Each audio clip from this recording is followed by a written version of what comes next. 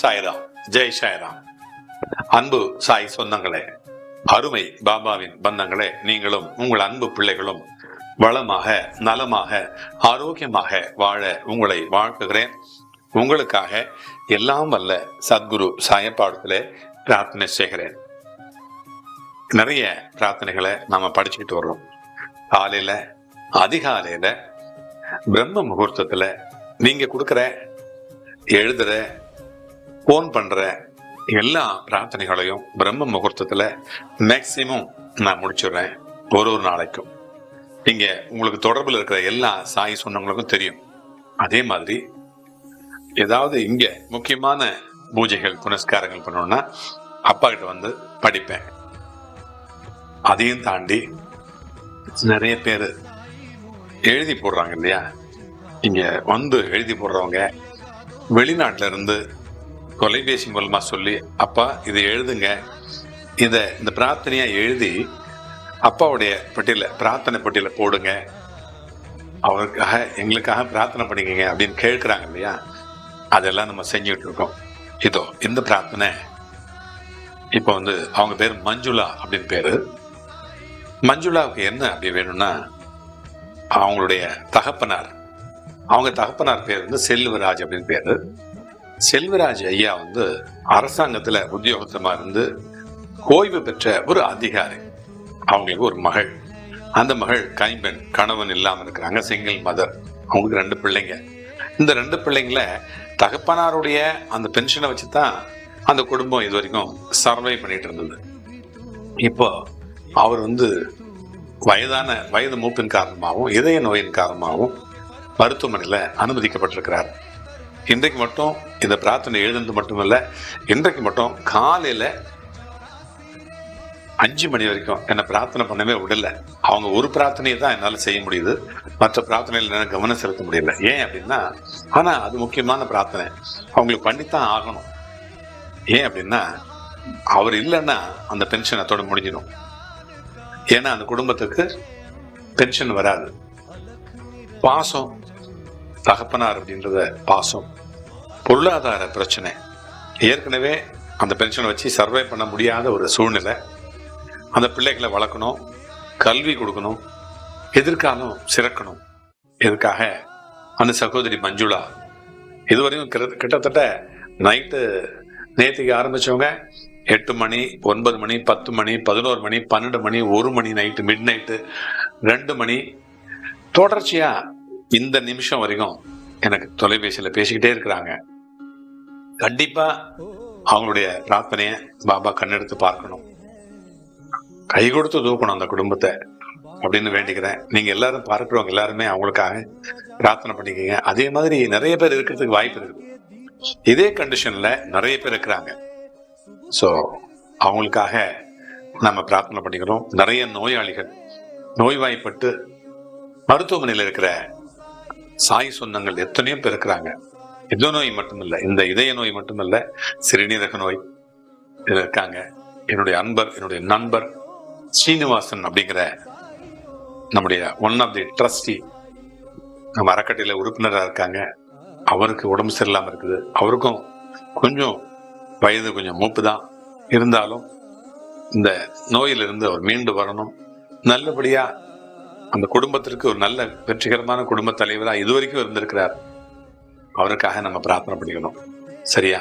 இப்போ நம்ம ஏற்கனவே நம்ம வந்து சொல்லிட்டு இருக்கிற மாதிரி வீட்டுல பூஜை அறையில செய்யக்கூடாதது எது, செய்யணும் அப்படிங்கிறது எது அப்படின்றத நம்ம பார்க்கணும். இப்போ நிறைய அன்பர்கள் நம்மகிட்ட கேட்கிறாங்க இல்லையா, அதுக்கான பதில் தான் கமெண்ட்ல கேட்கிறாங்க, நேரடியா தொலைபேசியில கேட்கிறாங்க. அவங்களுக்கான பதில் தான். வீட்டுல பூஜை அறையில செய்யக்கூடாதவை என்ன, செய்யறது என்ன, ஒவ்வொருத்தருடைய பூஜை அறையிலும் தனித்துவமான அம்சங்களை நாம செஞ்சுட்டு இருக்கோம். ஒரு பூஜை வீட்லயும் அவங்க குலதெய்வ வழக்கப்படி அவங்களுடைய வம்சமா ஏதோ, அதாவது அவங்க சைவமா இருக்கலாம், வைணவமா இருக்கலாம், அந்த மாதிரி மாறி இருக்கும். அவங்களுக்கு அந்த மாதிரி பூஜை இருக்கும் இல்லையா, தனித்துவமா இருக்கும். அந்த வீட்டினுடைய பூஜை அறையில நமக்கு வாழ்க்கையில அதிர்ஷ்டத்தை கொடுக்கக்கூடிய அறையாக அந்த பூஜை அறை நமக்கு இருக்குது இல்லையா.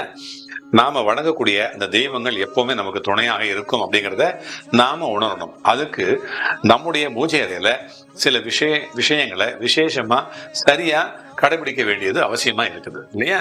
நமக்கு நல்லது நடந்தாலும் சரி, நமக்கு கெட்டது நடந்தாலும் சரி, நேரா நம்ம போகிற இடம் பூஜை அறை தான் இல்லையா. அந்த வகையில இந்த பூஜை அறையில செய்யக்கூடாத தவறுகள் என்னென்ன, செய்ய வேண்டிய சில விஷயங்கள் என்னென்ன, அதை பத்தி தான் நாம இங்க தெரிஞ்சுக்கிறோம். இந்த பூஜை அறையில கோமதி சக்கரம் நிறைய பேர் வச்சிருப்பாங்க. அதை அந்த கோமதி சக்கரத்தை 11 நம்பர்ஸ் அப்படிங்கிற எண்ணிக்கையில வைக்கணும். அதுக்கு குறைவா வைக்கக்கூடாது. கோமதி சக்கரம் 1 2 வைக்கக்கூடாது. 11 நம்பர் 11 எண்ணம் வைக்கணும் அப்படிங்கிறது ஒரு ஐதீகம். அடுத்து பூஜை அறையில கட்டாயம் வைக்க வேண்டிய ஒரு பொருளாக இருக்கிறது என்ன தெரியுமா? கண்ணாடி. கண்டிப்பா கண்ணாடி வைக்கணும். கண்ணாடி இல்லாம பூஜை அறையில நம்ம பூஜை செய்யக்கூடாது அப்படிங்கிறது ஐதீகம். சின்னதாவது ஒரு சின்ன கண்ணாடியாவது நம்ம வச்சுக்கணும். அடுத்து பூஜை அறைய எப்பவுமே பளிச்சின்னு வெளிச்சமா வச்சிருக்கணும். இருட்டா மங்களா அப்படியே வைக்கக்கூடாது. நல்ல வெளிச்சமா ஜெகஜோதியா நம்ம இருக்கணும் பூஜை அறை. அந்த பூஜை அறையாக இல்லாம ஸ்டாண்டில் இருந்தா கூட இருள் சூழ்ந்து, அதாவது அந்த பூஜை அறையாம அதாவது பெருசா பூஜை அறை இருக்கு இல்லையா, அந்த மாதிரி இல்லாம அந்த வீடு ரொம்ப சின்ன ஒரு பகுதியில் தான், சின்னதா தான் இருக்கும், ஸ்கொயர் ஃபீட் கம்மி, அந்த மாதிரி இருந்தா கூட ஸ்டாண்ட்ல இருந்தா கூட பரவாயில்ல. ஒரு சின்னதா ஸ்டாண்ட் அடிச்சு அது பூஜை அறையா நம்ம பாவச்சிட்டு இருந்தா கூட பரவாயில்ல. அதுல கூட இருள் சூழ்ந்து இருக்கக்கூடாது, அதுவும் வெளிச்சமா இருக்கணும் அப்படிங்கிறது தான் ஐதீகம். சரியா? அப்புறம் கையில விளக்கேந்தி நம்ம ஆராதனை செய்யறோம் இல்லையா, அதை காட்டக்கூடாது. பலிபீடத்துக்கு நடுவிலும் லிங்கத்திற்கு நடுவிலும் தான் காட்டணும். கோவில்ல சொல்றேன், பலிபீடத்துக்கும் லிங்கத்துக்கும் நந்திக்கும் நம்ம இடையில நம்ம போகக்கூடாது. அந்த ஆராதனை காட்டுறது இல்லையா, அந்த கையில விளக்கேந்தி நம்ம ஆராதனை காட்டுறோம் இல்லையா, அதை பலிபீடத்துக்கு நடுவில் நின்று லிங்கத்துக்கு நடுவில் நின்று காட்டக்கூடாது அப்படின்னு நம்ம சொல்றோம். அப்புறம் வீட்டுல சாமி படத்துக்கு நம்ம நிவேதனம் வைக்கும்போது எச்சில் பட்ட பாத்திரங்கள் நம்ம யூஸ் பண்றோம் இல்லையா. எச்சில் பட்டதுன்னா நம்ம எச்சில் பட்டது இல்லை, சாப்பிட்டது இல்லை, நம்ம அப்படி எப்பவும் செய்ய போறது இல்லை. இருந்தாலும் நம்ம சாப்பிட்ற சில பாத்திரங்கள், கிண்ணங்கள், தட்டு, இதெல்லாம் பூஜை அறைக்கு போகவே கூடாது. உள்ள பூஜை அறைக்குன்னு தனியா அந்த நிவேதனம் பண்றதுக்குன்னு தனியா பாத்திரங்களை நம்ம வச்சிருக்கணும். சரியா? அதுக்குன்னு தனியா பாத்திரத்தை வச்சுக்கணும். அப்புறம் வீட்டுல இருந்து நம்ம கோயிலுக்கு போறோம். வீட்டுல இருந்து கோயிலுக்கு போகும்போது வாசல்ல கோலம் போட்டுட்டு வீட்டுக்குள்ளார விளக்கேற்றிட்டு அதுக்கப்புறம் தான் கோவிலுக்கு போகணும் அப்படிங்கிறது ஐதீகம். அப்புறம் சாமிக்கு நம்ம அர்ச்சனை பண்றோம். அதை முழு மலராத்தான் முழுசா தான் நம்ம போடணும். அந்த பூவில் இருக்கிற எதெல்லாம் கிள்ளிட்டு அதை அர்ச்சனை பண்றது ரொம்ப தவறான விஷயம் அப்படின்னு சொல்றாங்க. அப்புறம் வீட்டுல சுவாமி படங்களுக்கு சாத்தக்கூடிய அந்த பூ மாலை இருக்குது இல்லையா, அந்த பூ மாலை சருகா காஞ்சி போகிற வரைக்கும் அப்படியே விட்டுறக்கூடாது. அந்த மாதிரி காயறதுக்கு முன்னாடியே எடுத்துக்கூடாது. ஒரு பதம் இருக்கு இல்லையா, காஞ்சியும் போயிடக்கூடாது, காயறதுக்கு முன்னாடியே எடுத்துக்கூடாது. கொஞ்சம் ஃப்ரெஷ்ஷா இருக்கும் போதே எடுத்துடணும். அப்புறம் எடுத்து அந்த மலர்கள் காயறதுக்கு முன்பது எடுக்கிறது காஞ்சி சருகாகும் வடையில அந்த படத்துல விட்டு வைக்கிறது. படத்திலேயே விட்டுடுவாங்க சில பேர். அந்த எஸ்பெஷலி இந்த இதெல்லாம் இருக்கு, ஏலக்காய் மாலை இதெல்லாம் வைக்கலாம். மற்றபடி இந்த பூக்களால தொடக்கக்கூடிய அந்த மாலையை விட்டு வைக்க கூடாது அப்படிங்கிறது ஐதீகம். அப்புறம் பூஜை அறையில வைக்கக்கூடிய அந்த வெற்றிலை இருக்கு இல்லையா, அந்த வெற்றிலையோட காம்பை கிள்ளிட்டு தான் பூஜைக்கு பயன்படுத்தணும் அப்படின்றது ஐதீகம். ஏன்னா அந்த வெற்றிலையுடைய காம்புல தான் மூதேவி வாசம் செய்யறதா ஐதீகம் இருக்குது. அதனாலதான் பெரியவங்க சொல்றாங்க காம்பு எடுத்துடணும் அப்படின்றாங்க. அப்புறம் வெறும் வெற்றிலை மட்டும் வச்சு நம்ம பூஜை பண்ணக்கூடாது. எந்த காரணம் கொண்டும் வெறும் வெற்றிலை வைக்கக்கூடாது. வெற்றிலையோட பாக்கு கூட பூ கட்டாயம் இடம் பெற்றிருக்கணும். அப்புறம் பூஜைக்கு உபயோகப்படக்கூடிய பாக்கு, வெற்றிலை, அனைத்து வகை பழங்கள், பூக்கள், இதெல்லாம் இந்த மாதிரி ஐட்டங்கள் எல்லாம் பூமியில நேரா வைக்கக்கூடாது. தட்டு வச்சுட்டு அதில் தான் வைக்கணும். நிறைய பேர் நம்ம அப்படிதான் தட்டு வச்சு தான் வைக்கிறோம். ஆனா ஒரு சில வீடுகள்ல தட்டு இல்லாம வெறும் தரையிலேயே வைக்கிறத நம்ம சில நேரங்களில் பார்த்துருக்குறோம். அந்த மாதிரி வைக்கக்கூடாது அப்படிங்கிறது தான் நம்ம சொல்லிக்கிறோம். ஸோ இந்த மாதிரி சில விஷயங்கள் நம்ம கற்றுக்கிட்டோம்னா, நம்ம அதை கடைபிடிச்சோம்னாக்கா நமக்கே ஒரு திருப்தி இருக்கும்.